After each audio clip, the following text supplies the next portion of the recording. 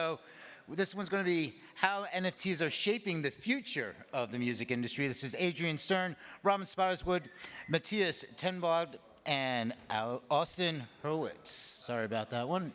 A little tongue-tied. Gentlemen, take it away. Give it up for him. Thank you. Happy to be here. I think we're basically touch upon the same subject as the last panel, but maybe we're structured a bit differently. I have with me a bunch of brilliant brains here, so I think we will have at least 4 perspectives of things and how this technology can change things for the music industry and everybody within it. So maybe we just start a round the table presentation of each other first. Maybe start from the left corner. Yep. Hello, everyone. My name's Robin, also known as Way-Z. I am the founder of Nifty Music, co-founder of Nifty Music, and I run the Top of the Blocks NFT Music Chart, the official NFT Music Chart. Pleased to be here. Great to see you guys. Hello, everyone. Oh, it does work. Cool. I am Austin Hurwitz. I am the founder of One Big Idea. It is a focused on Web3 strategy, newsletter, and podcast. Former SVP of Venice Music, where I led Web3 and community. And prior to that, I worked at Amazon Music, leading recorded music licensing. Pleasure to be here. Hi, everyone. My name is Adrien Stern. I'm the CEO and founder of Reveal, and we're building revenue share protocol and creator earnings tools to help artists get paid fairly and more quickly in the Web3 space. I spent about a decade in the music industry early in my career, performing in a band, managing a band, producing artists, etc. So glad to be on this panel. And finally, Mattias is my name. I'm the CEO and co-founder of a company called QEii, and we're building a platform where we let fans invest in music, both with fiat money, but also with crypto since like a year ago. We have helped so far 500 artists to sort of fundraise their projects through these kind of campaigns, the biggest one with Alan Walker this summer. And the whole idea is to sort of help artists and fans connect together, both financially by bringing in fans as like funders of projects, but also by sweat. So basically trying to create with this new technology digital street teams out of the fan bases out there and help artists cutting through the noise, which is one of the bigger problems today. And the reason for me wanted to moderate this panel with these bright people is like I've been in the music industry for quite a while. I was heading up the commercial side of things at the University of Music in Sweden at the time when Spotify launching, which I consider that was the last revolution of the music industry. Basically, everything changed in a few years on our market from selling CDs to access model through streaming, which was a lot of opportunity, a lot of great stuff happened, but now, soon, like 12, 15 years later, it's about time again. And I believe truly that this new technology of blockchain and NFT could be like the sort of technology shift that we need to sort of take this to the next level. So that is basically the subject of this panel. I want to talk about like the different parts of the industry, how this new technology could actually affect them. And let's start with the most important part, which is, I would say, the artists, because they are struggling right now. And I think just to give you the problem statement, today 100,000 songs are launched on services like Spotify every single day. So the problem of cutting through that noise, even if you're super talented, is pretty hard. And then on top of that, I think it's 7 million artists that need to share the revenue that comes in from these streaming services, which even some of them earn some, but the rest of them earns very few dollars a month. So there's like a problem, a money problem, and it's a marketing problem, 2 big ones right now. So that's how I see it at least. So, but let's take everyone's perspective on artists first. See how could artists benefit out of NFTs and blockchain in general? Shall I start? What we're seeing is a rise of the artist middle class. Everyone knows on Spotify, if you want to make any money, you've got to be in the top 0.001% of artists. Most people, you're not making any money from streaming royalties or anything like that. So as a musician, you're probably gigging. You're probably going out and performing live, which is exhausting, and sometimes it's not sustainable. But with NFTs, it's now a new option.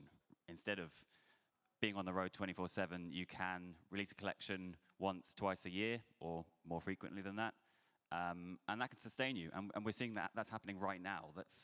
it's a revolution in the music industry. People are slowly waking up to it, and people are able to support themselves. People are able to create a living from selling music NFTs, and yeah, it's revolutionary, and it's happening right now. So yeah, that's what I'm excited about.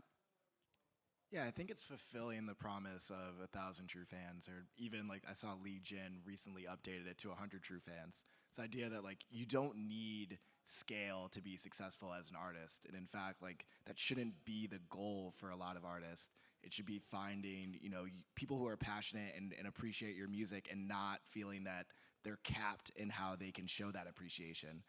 Right now the streaming model is an all-you-can-eat buffet that requires you to try to like create something to the lowest common denominator instead of being able to really pursue your creative vision. And so I think really NFTs are allowing artists to put their best art forward and letting fans find it in a much more meaningful, curated way. Yeah, I think those points are spot on, and the way I would kind of frame it is that the technology is enabling this decentralization, obviously, which allows artists to be the owners of the relationship with their fans, and the result of that ownership of that relationship is that you can monetize that relationship in a much more effective way. When we look at the traditional music industry, on average, an artist makes about 12% of the revenue generated by their art and their touring and their merch, etc. And because of the decentralization, because of the ownership of that artist-fan relationship, that is very different in Web3, where as an artist, you're racking in, probably closer to 95, 97.5, depending on which platform you're rolling out. So I think that's really the power in terms of how artists can become more sustainable, just because they own that relationship and can monetize it in a more effective way. So what about the product itself, the actual music or the art piece that you want to create in the future? I think music industry in general and artists in general, they're suffering about this great history of music business. Like the dream of even a young artist that never seen a CD or at least a vinyl is still to do an album. So they go into the studio and they create like 13 songs, and they have made this art piece, which is the album, which was the constraint of the 50s, because you couldn't fit more than 45 minutes on a vinyl. So, but still, that's the sort of common art piece on Spotify as well. Even though albums don't work on Spotify, people still releasing albums. So what about NFTs? Because that adds another perspective to the art piece. What have you seen so far in that space? Because if you want to have like 1,000 people buying something for something which is more expensive than like $1.50, which is a song on like Apple, what is that? Yeah, that's a great question. The problem is we have this legacy, right? We have this history of people valuing music in a certain way. We're taught that you buy music in an album, you buy it for a certain price. That used to be based on the fact that you were buying a piece of physical vinyl. It was a product. And then we got taught that streaming was essentially free, and that valued music in a different way. And now we're reinventing the wheel, like we're reinventing everything again. And suddenly people are like asking themselves again, how much is this worth? How much is my art worth? I'm no longer selling a physical product. I'm selling a digital collectible. I'm selling membership of a community. I'm selling my community, basically. And the question is, how do I value that? And I think it's much closer to the collectible art market now. Artists have, for years, have been selling their paintings for sometimes hundreds of thousands of dollars, millions of dollars. Musicians don't do that. Musicians have been taught that you sell your art for a specific amount and you don't ask questions. Now, there's an opportunity to completely rethink that. And suddenly, people talk about their music as a one-of-one, a one-of-a-kind bit of collectible art that only one person can own. And that's, in theory, the price of that is limitless. I mean, what is the price of that? Nobody knows. And like, to go back to your question, yes, we're taught that we have to release things in albums, but now we're just selling a token. We're just selling proof of ownership, and the album is almost secondary to that. So I think we're going to see a huge amount of experimentation, and it's going to be fascinating to watch. Yeah, I think we're getting close to saying the silent part out loud, which like you guys are here at 10 a.m. Maybe we should just say it. Appreciate you all being here. What if I told you it was never about listening to the music NFTs? Water and Music put out a report a while ago that 90% of music NFTs go unlistened to, and so it's clearly not a better experience in terms of consumption. The reason that people are so behind music NFTs in general is the patronage model, is the collectible model, is this idea of, Cooper just did an incredible report, like his thesis on why he has collected over like 500 music NFTs at this point. And it is this idea of owning these like rookie cards. If you were able to show the provenance of being early to an artist, you have their first music NFTs on chain, what would that be worth in a year, 5 years, 10 years from now to actually be able to prove that fandom? And so I think that's how it's changing, is this is an additional stream. I don't see streaming going anywhere. What this is doing is enabling fans, in my opinion, to really show and benefit from their fandom in a way that they couldn't otherwise. Yeah, I totally agree with that. I was gonna say the same thing. Music NFTs are not about music consumption, and there are a few efforts, right? Future Tape, Ooh La La, a couple of teams that are trying to build streaming services on top of music NFTs. But I think we're at a really early stage, and the future will tell. But to Austin's point, I think NFTs are really about that relationship. Yeah. So we touched upon it already, but what about, so now we have some kind of product which is more like fan-driven, and it's the fans that's supposed to pay this extra money, and they're by sort of relating early or along the way with the artists they love. So what about the fans? What is it that's needed to create this like a mass market for music lovers to actually get into this space? I don't think it has to be a mass market. Oh. That's the biggest misconception, in my opinion, is you listen to someone like a David at Sound XYZ speak about what he thinks the future of that platform is going to look like. I don't think it's billions of people collecting music NFTs. Oh. I think it's creating a new sector for super fans that have always been there. The same people that are collecting vinyls, that collect cassettes that they can't listen to or they don't have a player for. That is just giving them a new outlet in Web3. I just don't see it to this, like, people are waiting for this Web3 moment of mass adoption. I think we continue to see steady growth. I think it'll start to click for more people as to like what this is, in the same way that like the collectibles market is a much bigger market than I think a lot of people give it credit for. There are millions and millions of people trading baseball cards. People don't even watch baseball. So it's like, we definitely, and if you're just thinking about the cultural impact that music has, there's definitely a lot of room to go, but this idea of mass market, I don't see it in the same way as like everyone will have Spotify app on their phone. Right. So what about the industry players of today? Like when the last revolution happened on the streaming, there was like, it was a massive resistance in the record label industry until this Spotify deal was made, and then all of a sudden everything changes over the last 10 years. What do you see, looking at the record labels, looking at the publishers, the live agents, how will they attack this opportunity or threat from their perspective? I think this is a space that I find really interesting, because what we're seeing at Reveal, working with some traditional record labels and artists who are signed with big record labels, is that there is clearly a shift between sort of those traditional players and the crypto native labels, the Web3 record labels, whatever you want to call them. And one of the most interesting differences that we've seen is the type of deals that they make with artists. I think because of the speed at which you can recoup, on your advances in Web3, just because of that monetization aspect I was talking about earlier, we see shorter deals, we see more artist-friendly deals, there's more transparency around the execution of these deals, and so that label-artist relationship, I think, is eventually gonna change.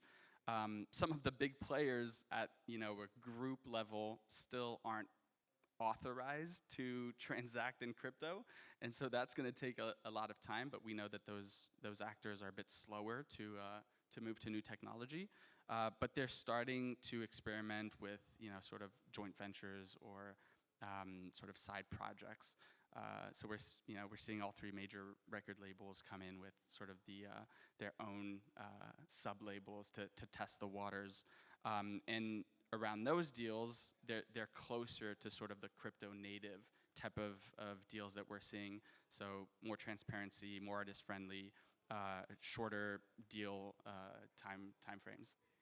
I think we're seeing a massive transfer of power as well between the old model, which was record companies scouting out musicians, taking a huge cut of them. They're taking on a lot of risks, so they were taking more than 50% for larger labels. And suddenly we're seeing now that the artist is the focus, that the artist can release their own music, can control the supply, can essentially be the CEO of their own startup. We're seeing that with the artists in Nifty Music. Violetta Zeroni, Josh Savage, both now have, I think Josh was offered a record deal, which he turned down because the balance of power has shifted. Josh now can choose who he works with. He can hire a record label. He can pay them to do marketing if it's in his interest, but he's making money. He doesn't need them anymore. And I think we're seeing right now the traditional record companies are moving into the space and they're experimenting, but they're going to be uncomfortable about that. They're going to have to change their model, and it's going to be interesting to see what they do about that. Maybe they become more of like a service model where they're providing like services to NFT musicians for a rate. But I think we'll see less and less of this record companies being in charge and managing the artists, and it's going to be more the other way around. The artists hiring the record label to do Web2 promotion or whatever it is. So I want to challenge you a bit, Austin, on your this not going to be a mass market thingy, because I certainly think that if you are a big artist today with a large crowd, that maybe you have been very successful in the old school record label business, and maybe you had a very good label partner that helped you build the brand over the last 5-10 years. So all of a sudden you have 100 million followers on Twitter and like everybody, and you have probably out of them 1 million people that are in the super fan category, so to speak. These guys will run out of deals with their labels. So they have done their work, they have done their albums and whatever, and they have the next step. So maybe they're 30 years old, have a team around them, knows things about NFTs and stuff.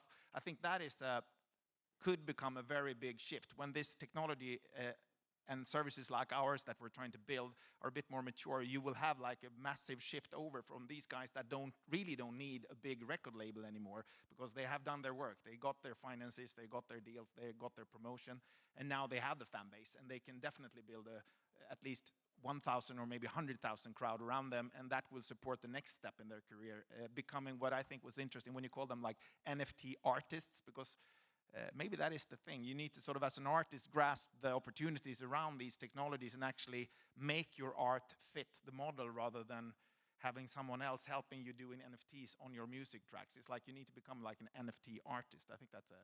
Yeah, I mean, what we're seeing is that suddenly these artists are able to create whatever music they want. Yep. Traditionally, you'd have a record label saying, okay, you've got to fit the algorithm. You've got to make music for Spotify. You've got to make music for TikTok. But now you can make whatever music you want. You can make that kind of music that you've always dreamed of making, because all you need, like we were saying earlier, you don't need millions of streams on Spotify. You can have a few select collectors who are buying your NFTs, supporting you every day, and you can live a comfortable life. All right, so you challenged me, so I'm going to come back. Not just going to sit here. So in terms of the major artists that are going to come off their record deals and come into Web3, I think one, significant reputational risk, and don't necessarily have the teams around them to do that. And two, commercially, it doesn't make a lot of sense for them. I saw like, so this is also baked in experience of before NFTs were a thing, the first wave of like Web3 music was around metadata licensing. It was 2017, it was Ujo Music, it was .blockchain BC, trying to radicalize what the industry was gonna look like. And it was very clear then, as it's very clear today, at a major label level, from a top-down approach, this is never gonna work because all of the incumbents are not incentivized to make it work. And when you talk to major label systems, it's often of, oh, we need to add these to our deal as another revenue stream. I was literally having this conversation at dinner last night. That is just the inherent wrong mental model when it comes to how to approach this space. And I think when that is ultimately how you're looking to move forward is, okay, how is this impacting the bottom line instead of how is this helping me build, deeper fandom or increasing the lifetime value of my relationship with my fans. It's just a much longer runway. So in the same way, and this isn't just applicable to music, you see it in the fine art world too. It's really challenging to convince someone who's already made it to come over and try something new that is likely going to alienate a significant amount of their fans. So that's more of what I meant of, like, I don't see, one, a lot of the major label artists coming off their deals and wanting to explore this space because they don't need to. And two, if they do, it's going to feel very value extractive because that's what that type of model looks like. It's a very value extractive model of just how do we take as much revenue from fans as possible for our bottom line. Okay, so you basically think that this shift will come from the next generation, basically? It's going to come from people who need it the most. It's going to come from independent artists who have the most to win. They have all of their licensing. Like, they don't have to worry about splitting it with 100 different people or one person blocking them on their publishing. And we're seeing it now too. Like, if you are a creative in this space, you need to make sure that you look at every single deal that is coming your way and you understand, what is in those deals, because I'm seeing record labels, I'm seeing publishers trying to make sure that they get their piece of revenue that they have no business taking.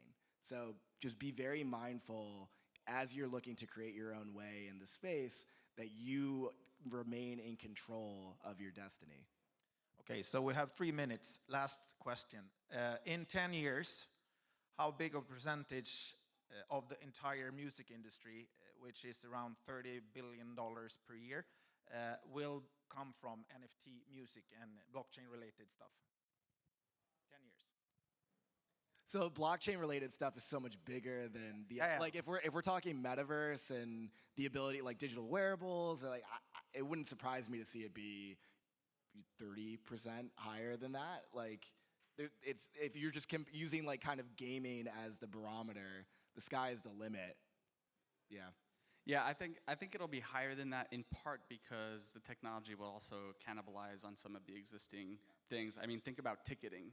Like, ticketing is a great use case for shifting to NFTs. And so I think, the whole sort of events and live side of things will move to Web3. In terms of the underlying technology used for ticket sales, et cetera.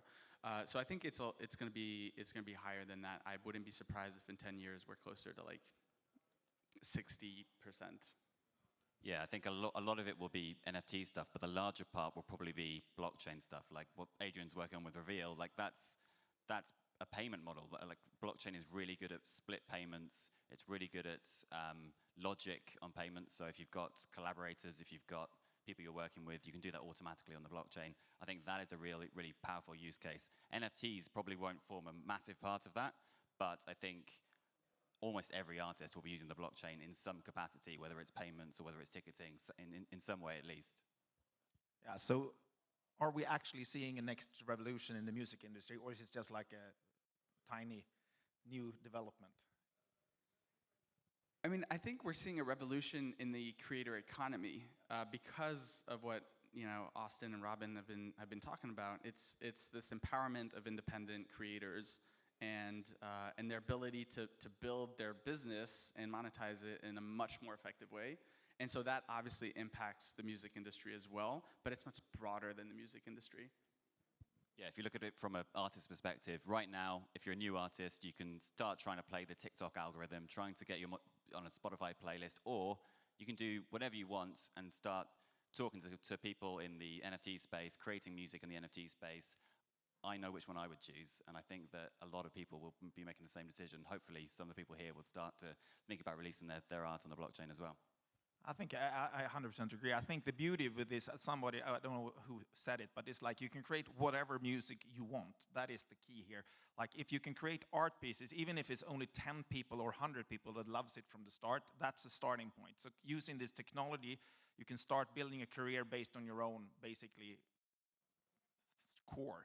So I think this, I would summarize this like, let's try to utilize the fan power out there, because I think every artist that has some kind of quality and ambition will be able to gather at least 10 people around them, and that potentially could be 100. And if on a global scale, even if it's not scalable, 1,000 is reachable. And I think that's the beauty. If we could have these 500,000 artists on the planet that are good enough to actually make a living, this technology could make it possible. So thank you so much for participating in this little panel. I hope you enjoyed it. I don't think we have too much time for questions, but if anybody has one, please raise your hand. We actually don't have time for questions, unfortunately. no so yeah, questions. you're going to have to No find them afterwards. But We'll you'll be be in the out in back the if you audience, guys so have thank you very much.